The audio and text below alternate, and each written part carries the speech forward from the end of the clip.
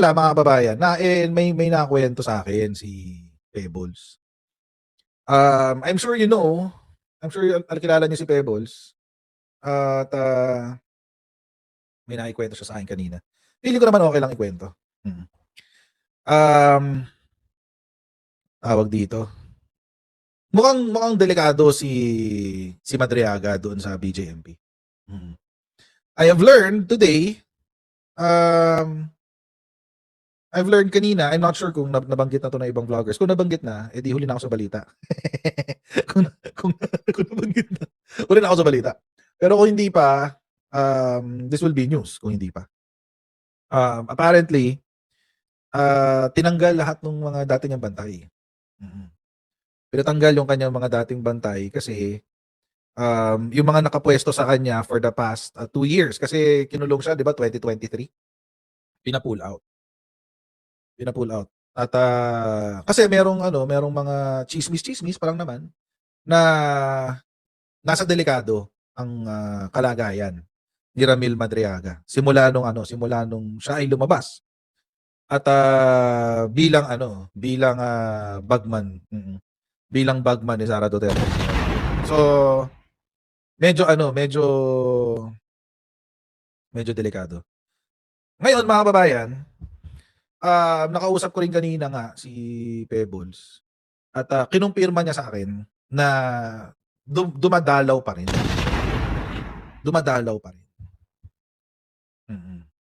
At hindi siya sinisipot, hindi humaharap si RM, si Madriaga kay Sara Duterte. Siguro ngayon na nag-out na siya, baka hindi na siya masyadong pupuntahan kasi mainit eh. Oo. Pero nangyayari pa rin 'yun. And nakakatawa lang kasi itong si Harry Roque kahapon ay in-interview kahapon si Harry Roque. At ano yung naganap doon sa interview? Balikan lang natin ng konti yung context or yung konteksto nitong kwento na itong pag-uusapan natin. Kasi alam naman natin, kasi Sara Duterte nitong mga nakarang araw, very fresh pa pala, 2 days ago lang. Si Sara Duterte naakusahan na ang kanyang pondong pangkampanya ay nanggaling sa Pogo at sa illegal drug trade. Ngayon mga kababayan, this is a big allegation. Napakalaking allegation ho nito. Hindi ho ito simpleng bagay. At this could actually spell the difference between the political survival of the Dutertes in general, lahat ng mga Duterte. Dito masusubok ang kanilang political survival. Kasi mga kababayan, it's one thing to be accused of a crime. It's another to be accused of a crime 2 years leading up to an election. Medyo ibang yun. Medyo mas may impact yun. Kasi kung ito lumabas noong 2023, masyadong maaga. Masyadong maaga. Hindi, kumbaga, mapag-uusapan sandali, tapos lilipas ang panahon, and then, tapos na, makakalimutan na, di ba? Yun yung mangyayari dyan. Pero kasi ngayon, with only 2 years? 2 years left? Actually, kung tutuusin, buong 2026, tapos, 2 years, 2.5 years. With 2.5 years left sa 2028 elections, mga kababayan, may traction pa to. Hanggang 2028, pag-uusapan to. Bakit? Kasi mga kababayan, syempre maghahabla pa. Kapag naghablahan, di lalong lalabas sa headline. Diba? Every time na mayroong update dito, lalabas yan sa headline. So, yung impeachment kailan nag-umpisa? February. Hanggang ngayon, pinag-uusapan pa rin natin. How much more ito? Alam nyo kasi mga kababayan, by next year, hindi na mahihirapan na yung Duterte forces na mag-mobilize ng tao para i-unseat ang presidente. Kaya nga in-effortan nila tong November 30. Yun ang punto nun, guys. Kaya iniforta nila tong November 30. Kasi, next year, mahihirapan na sila. Actually, next year, mga kababayan, yung mga politiko, titingin na sila kung sinong malakas. Tapos palitan na ng alyansa yan. 2026, 2027, palitan na ng alyansa yan. Tignan nyo si Toby Chanko, inunahan niya. Inunahan niya eh. Hindi pa natatapos ang taon, lumipat na siya ng alyansa eh. So, alam nyo, mga kababayan, next year, tsaka yung 2027, wala nang ano yan, hindi napapansinin yung mga rally-rally, etc. Wala na. Late na. Late na. At mga kababayan, nakakatawa rin yung sinasabi ng mga DDS, no? Sinasabi nila. 30% daw si Sara sa survey, number 1 sa mga sa mga potential candidates, etc.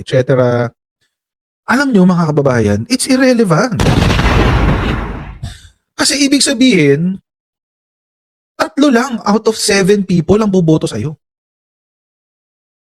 3 lang. It's 10 out of 3. 3 out of 10. Alam niyo yung majority? Yung majority, undecided. Mas marami pa yung undecided kaysa yung mga botante ni Sara. Bakit? Bakit undecided? Kasi hindi pa nila nakikita yung kandidatong gusto nila. Sa survey kasi mga kababayan, ilalagay lang naman doon kung sino yung napupusuan mo. Kung wala doon yung napupusuan mo, saan ka pupunta? This undecided. Or did not vote, ganun, or did not choose. Doon ka pupunta kasi wala doon yung gusto mo. Hindi naman lahat gusto si Raffy Tulfo. Hindi naman lahat gusto si Risa Ontiveros. Hindi naman lahat gusto si Leni Robredo. So, ibig sabihin, yung undecided na hindi nag-yes kay Sara Duterte, ay, good luck. Ano daw? Pinagyayabang pa rin ng DD shits na 32 million pa din daw sila. Wala na. Wala nang 32 million. Once lang nangyari yun. Hindi na mauulit yung 32 million, lalo ganito, winalang yan ni Sara Duterte si BBM. Wala na. Wala na. Giba na yun. Diba? Parang yung mga DDS, pag sinabi natin na 31 million bumoto kay Bongbong Marcos, sasabihin din naman na the same thing eh. Hindi na, wala nang ganun. Wala nang 31 million. Hindi na sasabihin nila. Okay lang yun kasi it's a fact. Like ako, kasama ako sa 32 million na yan. Makasara pa ba ako? Hindi. Ngayon, undecided ako. Sa ngayon. Bakit? Wala yung gusto ko dun sa pinapili sa survey. Undecided ako. Yun ang ibig nung sabihin. Yun ang ibig kong sabihin, mga kababayan. Ngayon, sino ba to? Etong si pangalan nito, Topacio. Si Topacio, sabi niya, sinisiraan lang daw ng Marcos administration etong si Sara Duterte dahil nga sa 2028 elections. So, para daw pigilan ang pagka-presidente ni Sara. Anong pipigilan namin? Anong pipigilan ng pro-admin? 33% nga lang kayo. Saan kayo huhugot ng pangpanalo? Obviously, mga kababayan, yung 40%, 40+%, ayaw kay Sara. Kasi, kung gusto nila kay Sara, di ini-express nila yun dun sa kanilang survey. Anong pipigilan? Hindi pa nga kayo sure. Kayo lang naman nagsasabi na si Sara na ang presidente sa 2028. Hindi na nga umuobra yung mind conditioning nyo. Mukhang kayo yung nakondisyon na sarili nyo kasi nungalingan. Diba?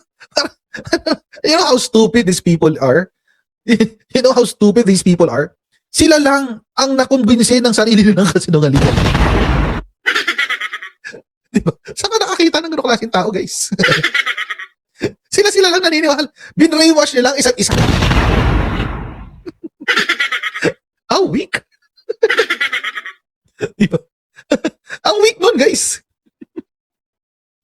Ay, naku. So, mga kababayan, tapos sinopla pa ni Yusek Clear to si Topacio. Sabi niya, yung mga complainants naman dun kay Sara, yung topic natin kanina, hindi naman mga BBM supporter.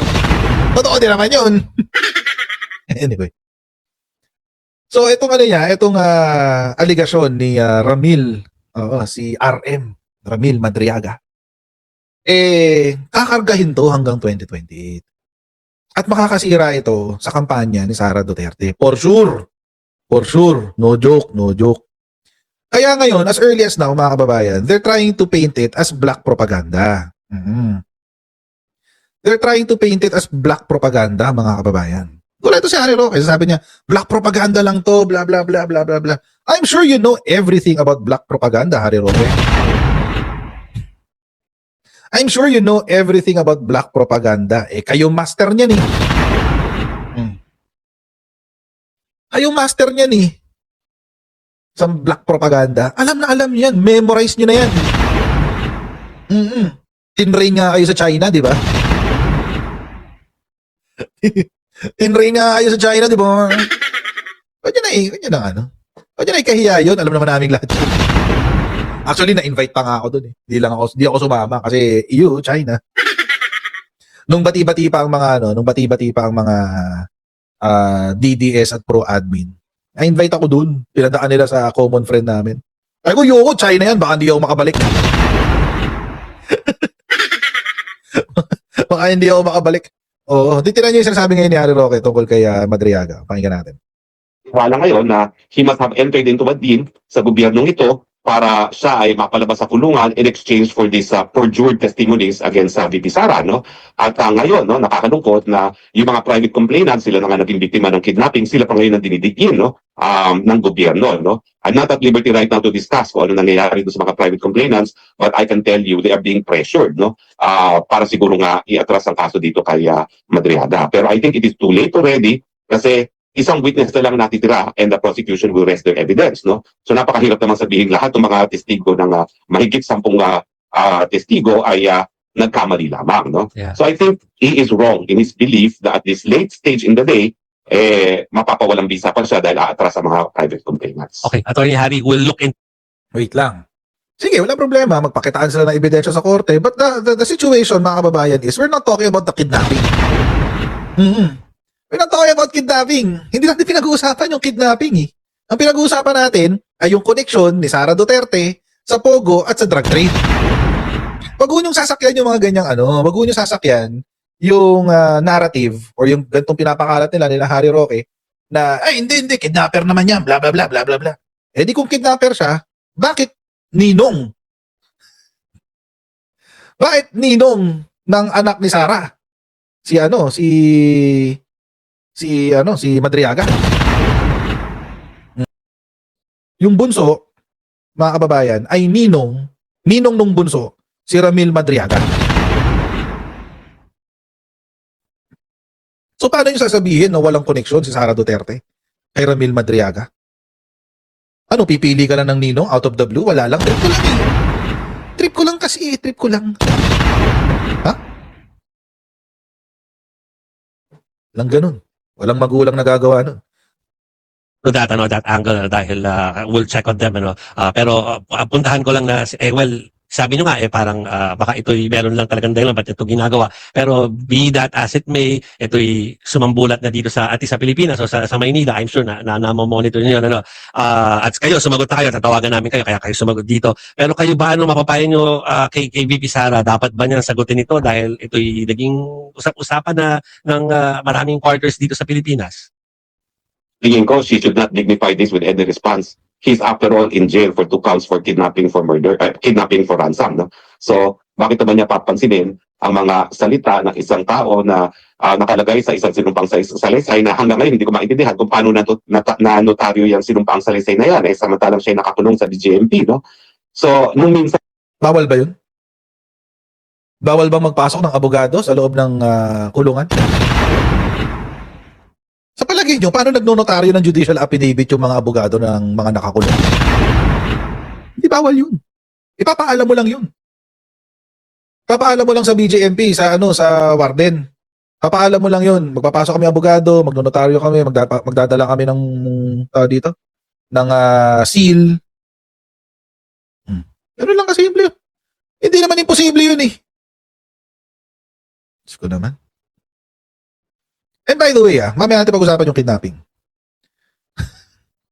Kasi hindi talaga bawal yun. Ipapaalam mo lang yun.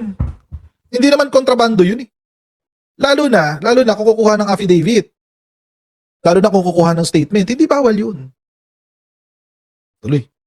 Talaga, nakakulong na yan, nagpapasok pa ng piskal sa BJMP para gumawa ng isang sinumpaang salaysay, no? Piskal na hindi naman assigned doon sa syudad kung nasaan yung kulungan, no? So sa akin, I think she should just ignore him completely.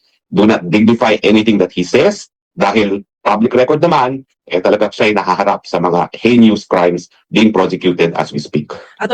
Ulitin natin Ulitin natin. Hindi yung heinous crime niya ang usapan. Ang usapan dito ay yung heinous crime na ginawa ni Sara Duterte. Na witness si Madriaga. Okay? Ulitin natin Hindi naman kasi yun ang pinag-uusapan dito eh. Yes, it has an effect on the credibility of the witness. Sa kredibilidad ng witness, but not on the evidence. Paano kung may ebidensya siya? Paano kung magsalita itong pinsan? Di ba? Binasa natin kanina sa live stream sa RP, sa Radyo Pilipinas. Yung sinabi nung pinsan. Anong sinabi nung pinsan? Nandun daw si Harry Roque.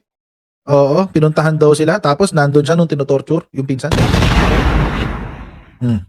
Tapos nandun daw siya nung nandun daw si Harry Roque. Si Harry Roque daw ang nag-offer na ilaglag na raw niya si Ramil Madriaga noong 2022 pa lamang. 2022 pa lang to Which is I think the reason kung bakit nagkaroon ng warrant para sa kidnapping kasi iba nagkaroon niya ng coerced na testimonya. Ngayon, kung lalabas sa court 'yon, tapos bring up sa court, tapos ma-validate na talagang siya ay it's a coerced affidavit, edi patay. Good luck, baka maitapo ng kaso nyo. Balikan natin tong sinasabi ni... by the way, dahil nga dun sa sa incident ng torture na nasabi nga ng pinsan ni Ramil Madriaga, isa ho sa mga question mark ngayon is yung ang safety netong ni Ramil Madriaga. Yung safety niya. Kasi may mga chismis na kumakalat na baka siya daw ay ipategi ni Sara Duterte. Baka raw ipategi siya ni Sara Duterte. Yan din ang sinabi ni Papa Sec Gadon kanina. Kasi delikado kasi yung expose ni ni Madriaga eh. Nananawagan ako sa ating mga otoridad na ilipat ng detention si Madriaga because of the propensity of Sara Duterte to order killings. Kung si Presidente Bongbong Marcos, si Lisa at si Martin nga ay inorderan niya na patayin. What more pa itong si Madriaga na nakakulong. Kaya dapat ay ilipat yan at bantayan ng gusto, pati sa pagkain. At baka siya ay nasunin. At baka rin siya ay patayin dyan sa riot dyan, sa BJMP. Kaya dapat ilipat yan sa lalong madaling panahon. Agad-agad ay ilipat. At yan ay bigyan ng proteksyon na hindi siya magagalaw ng kahit sino man. At mahirap na, baka yan ay patayin yan. Alam niyo naman, yung kanyang binabanggit doon sa kanyang affidavit ay mahilig magsalita ng ipapapatay. Kaya dapat yan ay talagang pangalagaan. Correct. Agree. Presidente nga, pinagbantaan niyang papatayin. Presidente yun Presidente yun. Kaya mga kababayan, sa interview ng abogado ni tawag dito, ni Madriaga, si Attorney Palad, nabanggit niya na sila ay lalapit na sa DOJ at hihingi na sila ng witness protection. And by the way, mga kababayan, it doesn't matter if Madriaga is convicted of the kidnapping. Kung totoo man kung totoo na convict siya sa kidnapping. Kasi pwede rin naman mangyari yung sinasabi ni Harry Roque na the government can strike a deal with Madriaga. Di ba? Ikanta mo lahat ng alam mo. Make sure na may ebidensya. Make sure na tama. Make sure na walang issue. And then, maybe, we can propose, pwede namin hingiin sa Pangulo, kung si Presidente Bongbong Marcos pa rin ang Pangulo, pwede tayong humingi ng executive clemency. Does it matter now? Lalong-lalo na kung masabi mapatunayan sa court na meron talagang coercion na naganap. Tapos may injustice. Pwede naman yun eh. Ang kailangan lang naman dun, ang kailangan lang naman sa executive clemency is convicted ka pa crime. Di ba? Ginawa nga kay Robin Padilla yan. Ginawa kay, sino ba? Ginawa kay Robin Padilla, ginawa kay, who's this guy? Erap Estrada. Pwede yun. Basta convicted ka. Eh kung maggano ng usapan, ikanta mo lahat. Basta kailangan may ebidensya. Kailangan sigurado may papakulong natin si Sara Duterte. Bigyan ka ta clemency. Masama ba yun? No. It's not. So, but ang importante ngayon, mga kababayan, is to keep him alive first. Oo. Kasi, kailangan talaga buhay siya para makapagsalita siya. Oo. Pag dead na siya, o di wala na, di ba? Kaya nga, feeling ko delikado talaga nasa delikado tong si Madriaga. Or Tuesday next week, Mm. ipapadala na namin yung original copy sa Office of the Ombudsman. Yun, no? Mm. And plano ding mag-apply ni Mr. Madriaga, ni Caramel, sa Witness Protection Program sa Department of Justice because of the revelations niya sa affidavit na yan. Bakit po, attorney? Witness protection, meron po bang threat si Madriaga? I understand naka-detain siya ngayon. Hindi po ba? Yes po, nakadiling po siya sa Annex 2.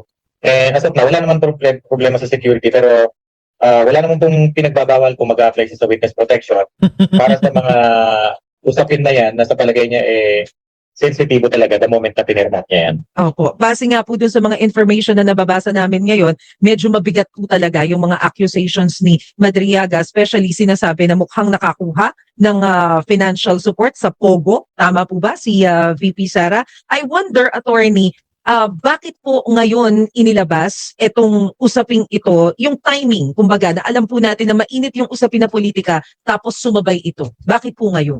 Actually, late na nga yan, nagtatampo na nga si Caramel dahil October pa namin pinag-uusapan yan. I think second week ng October 2025 hanggang natapos lang namin yung affidavit niya ng November 29. Mm. So halos isang buwan at kalahati naming paulit-ulit na pinag-uusapan yung topic na yan to the point na 2 beses namin pinasulat yung kwento na yan.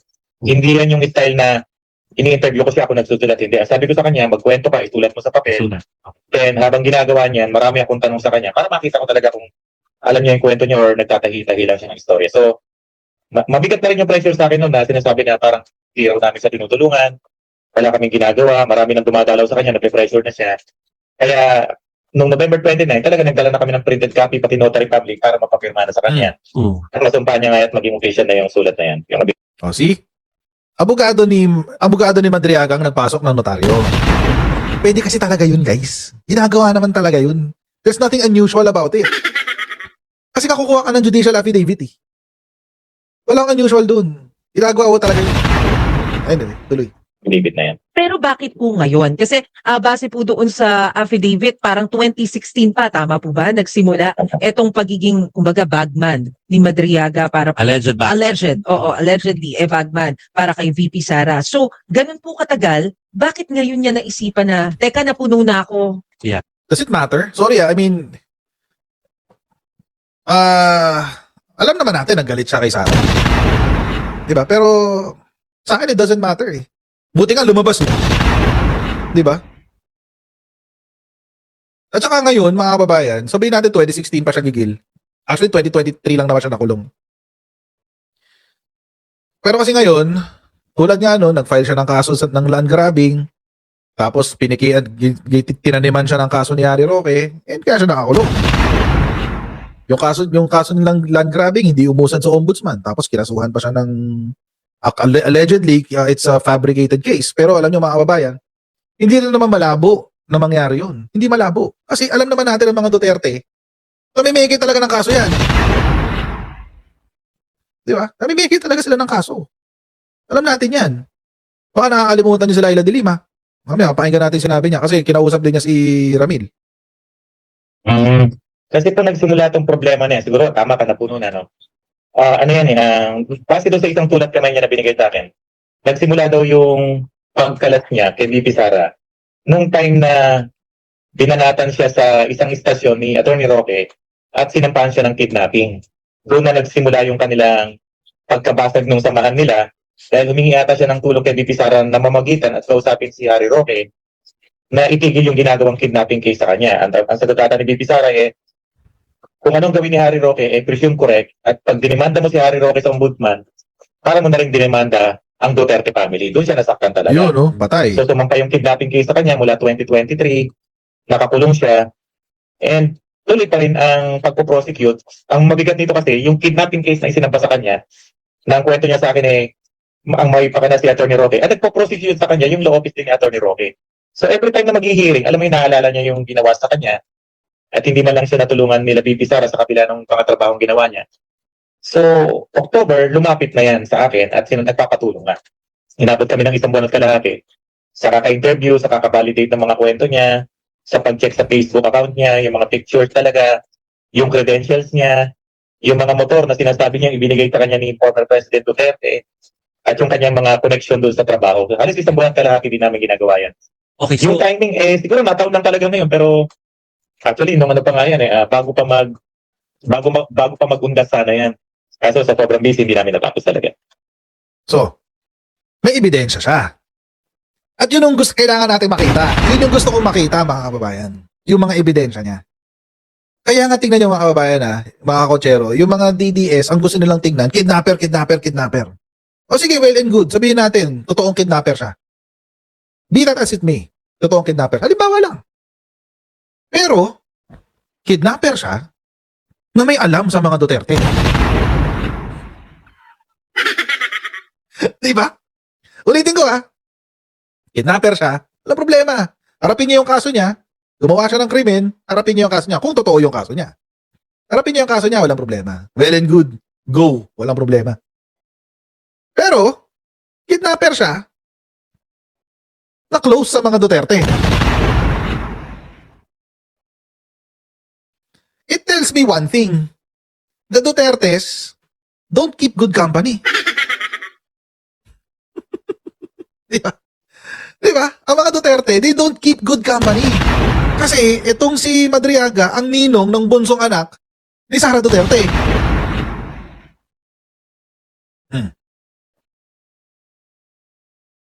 No ngayon, kung kidnapper siya, kung yung kwento niya tungkol kay Sara Duterte ay totoo, no ngayon, wala kaming pake. Importante, tama at totoo yung sinasabi niya tungkol kay Sara Duterte. Yun lang naman ang importante sa amin. Wala kaming pakialam kung kidnapper siya, what have you. I don't care. It's his own case. Iharap niya yun sa korte. Harapin niya yun. Wala akong pake dun. Pero meron siyang sinasabi tungkol kay Sara Duterte. At meron siyang sinasabi na si Sara Duterte ay kumubra ng pera sa Pogo, kumubra ng pera sa mga drug lord.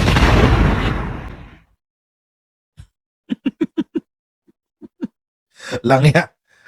Si Saldi ko nga, mali-maleta niya, pinaniwalaan nyo, kahit fabricated ang ebidensya, itong mga details talaga na ito. Bobobo nyo yung